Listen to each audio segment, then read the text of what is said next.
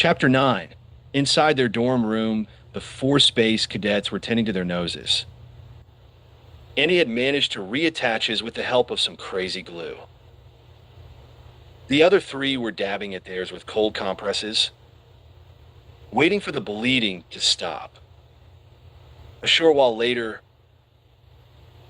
Rip put down his after-dinner ham sandwich and picked up a letter he had just received by rocket mail. "It's from my kid brother," Rip said proudly. "Listen to this." Struggling to make out the handwriting, he proceeded to read the letter to his three buddies. "Dear Rip, how are things at the Space Academy? I hope you are fine. Things are pretty good here at home. Mom gave up worming and is making a pretty good living selling cups of dirt. You'd be surprised at the demand for dirt cups. We keep having to go out and buy more cups so Mom can fill them. Dad is still clucking like a chicken, but we're kind of getting used to it. It's when he bends down and pecks around on the gravel drive that it's a little hard to take. Mom says if she sells 200 more dirt cups, we'll be able to take Dad to a real doctor. And not just Mr. Barnes who thinks he's a doctor, but is really a barber who isn't allowed to handle sharp instruments. I'm going back to school as soon as my suspension is over. And this time I'm going to do as good as you did, Rip. Which means it should only take me 7 or 8 years to graduate high school. If I only flunk each grade once. We're all real proud of you, big brother. Thanks for sending the real official spacesuit that you stole from the Academy warehouse. It fits Dad really well and makes him look really nice when he's out back pecking around in the gravel. Mom is real proud of you too, Rip. She's going to send you a cup of dirt when she gets the chance. Good luck on your exams, bro. We all can't wait to see what you can steal for us when you're a real space patrolman. Love, Flathead." Isn't that a sweet letter? Rip asked, genuinely touched. "Let me see that," Hunk said, grabbing the letter from Rip's hand. Hunk stared at the letter for a few seconds. "Hey, how'd your brother get the name Flathead?" he asked. "It's an old family name," Rip replied. "I love the letters from your brother." Andy said, "They make me feel homesick." "Really?" Rip asked. "Where's your home?" "An electronics factory on Mercury," Andy replied. "My nose hurts," Shaky said. "That Beef Hardy is a horrible bully." "Forget about him," Hunk said, admiring his profile in a hand mirror. Once the swelling went down, his face would be as fabulous as ever he determined. "We can't worry about him now. We gotta study guys. We all really want to be in the Space Patrol, right? Right?" The others agreed. "My brother is counting on me," Rip said. "A lot of people are counting on us. If we work together, we'll make it," Hunk said with real emotion. The four comrades put their arms around each other's shoulders and hugged each other. Unfortunately, Rip hugged with a little too much enthusiasm, and Andy's nose popped off again. "No problem," Andy said. "Start studying without me. I'll have the nasal unit back on in a jiffy." But without his nose, no one could understand a word he said. While this touching conversation was taking place inside the dorm room, Cadets Beef Hardy and Cammy Cheesewell were searching the halls, looking for that very room.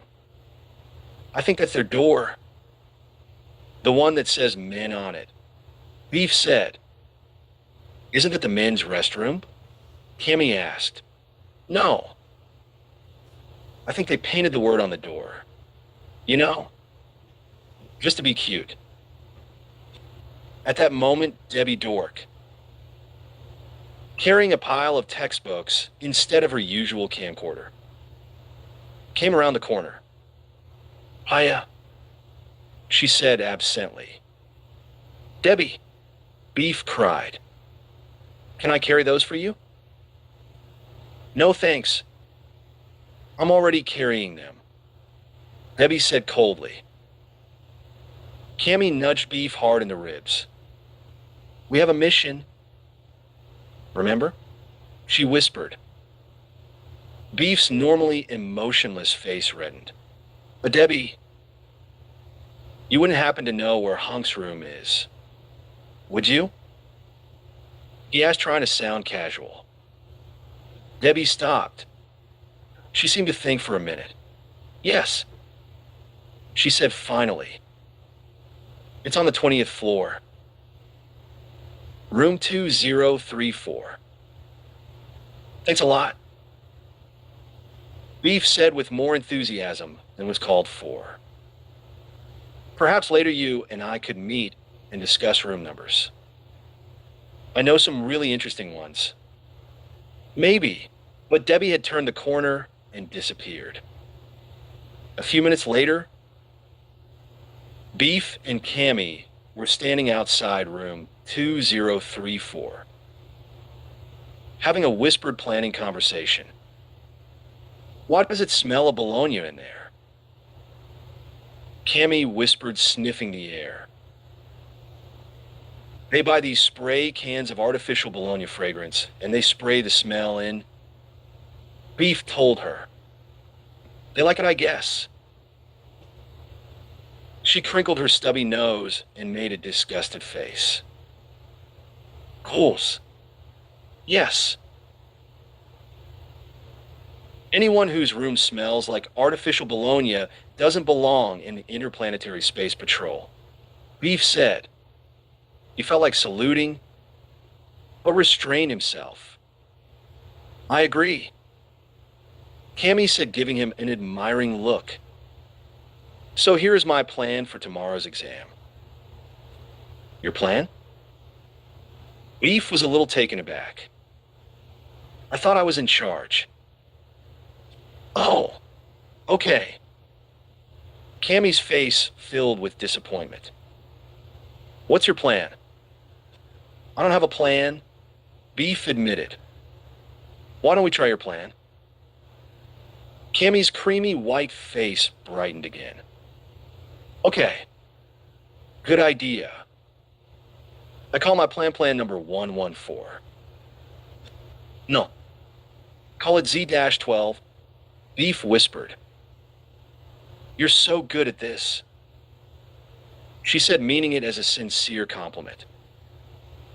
"Thank you," Beef said stiffly. She's a smart girl, he thought. A very smart girl. So let's hear plan Z-12.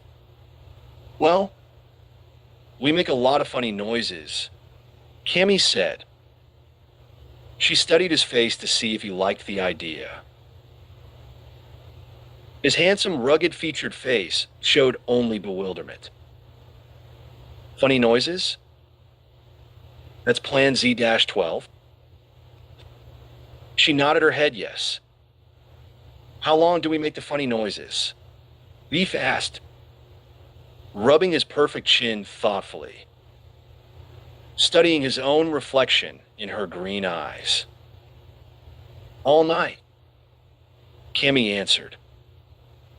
She realized she felt terribly nervous. Maybe,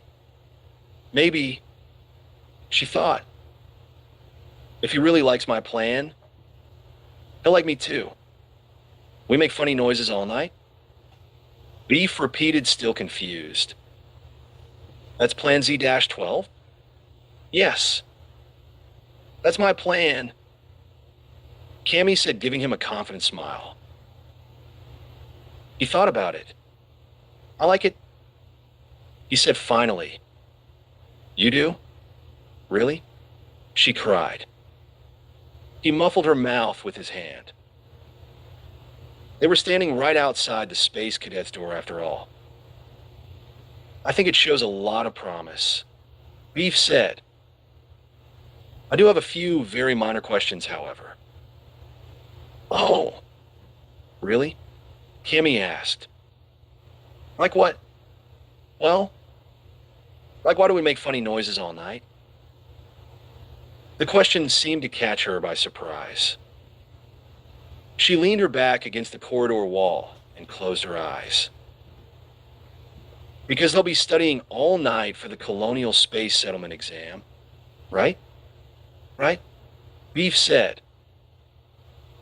But if we make funny noises outside their door and outside their window, they'll be distracted. They'll wonder what the noises are. And they won't be able to study. See? Beef nodded thoughtfully.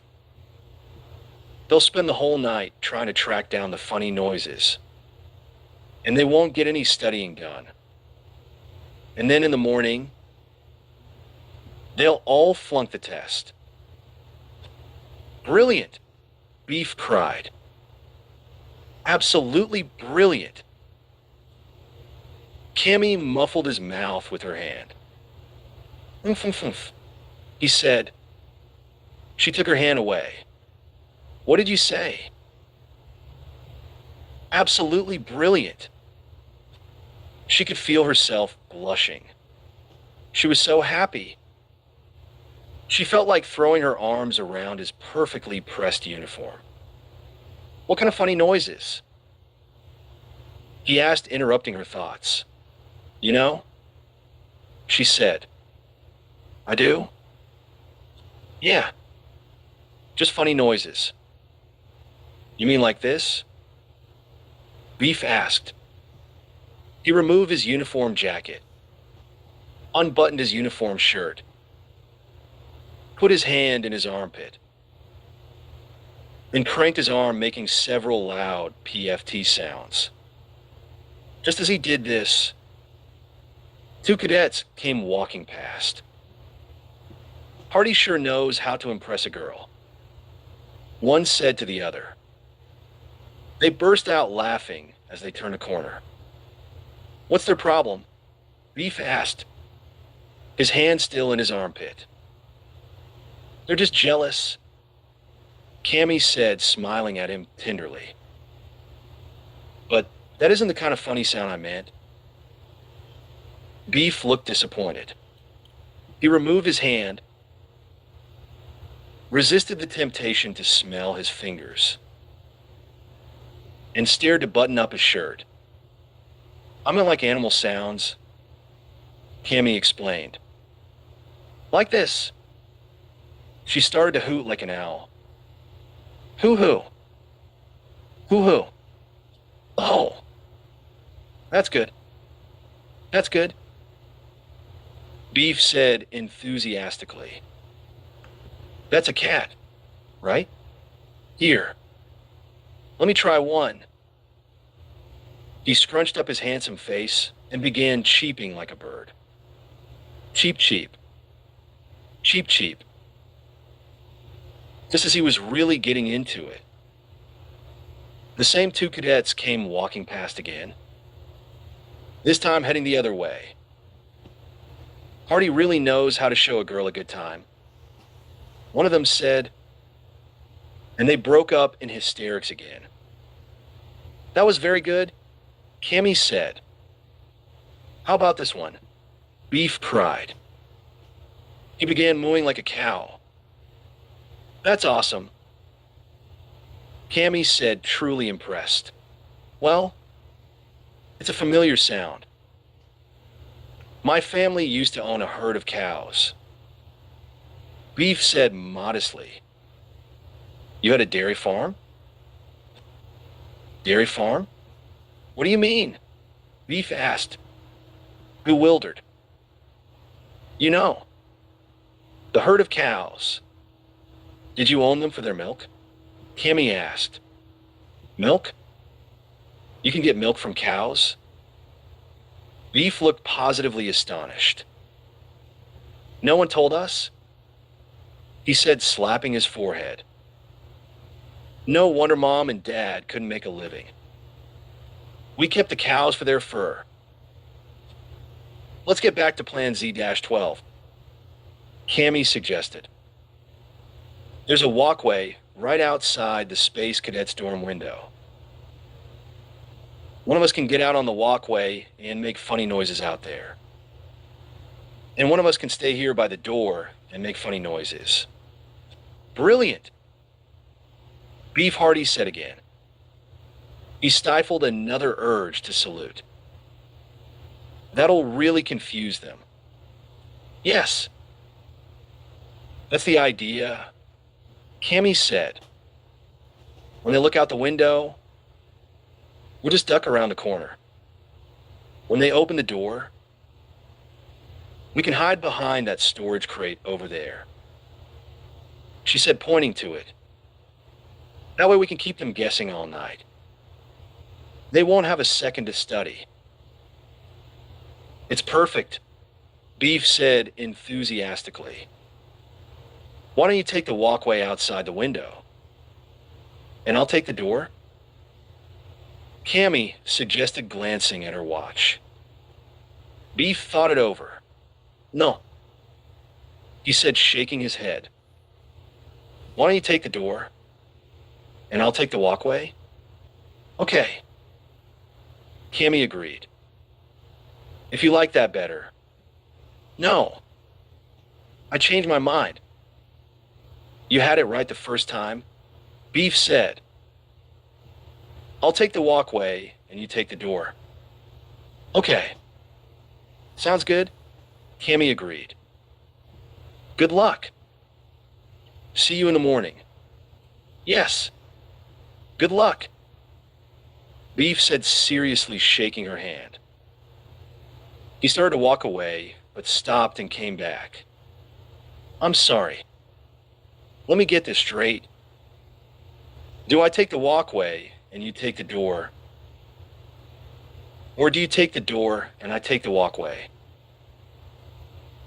I take the door and you take the walkway. Cammy said patiently. Unless you want it the other way around. No. That's fine. Beef said, thinking it over. He stepped closer to her. Cammy, he said softly. There's just one other thing I wanted to ask you. Yes? She whispered expectantly. Leaning close to him, he hesitated. Go on, she whispered. What is it, Beef? Which do you like better? My cow or my canary? It was cold out on the ledge, but Cadet Hardy didn't mind. He had a mission to perform. The strong, gusting winds made him lean against the building for support. He was at least 20 stories up in the air. I don't mind dying while on duty, he told himself. But he really didn't want to die while mooing like a cow on a window ledge. He wanted to button his uniform jacket to the top. But that was against the dress code regulations, which called for 3 buttons only, except for formal occasions or space wars. A light rain began to fall. A misty drizzle that turned into a steady cold downpour. Moo! He called at the dark window. The shades were drawn. He couldn't see inside.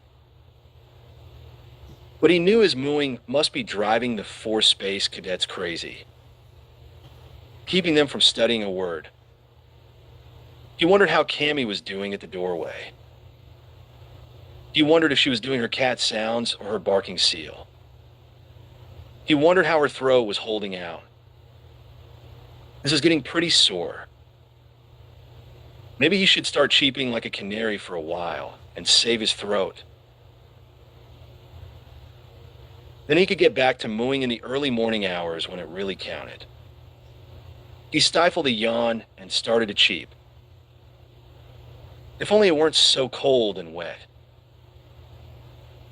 Maybe he should go inside and ask Cammy to trade places with him for a while. No.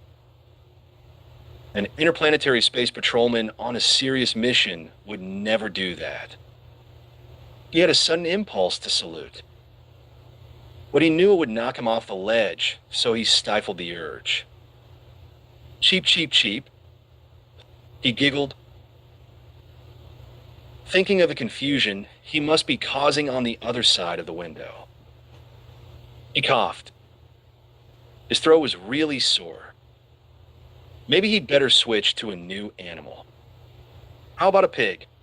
He thought. Excellent. Now how do pigs go?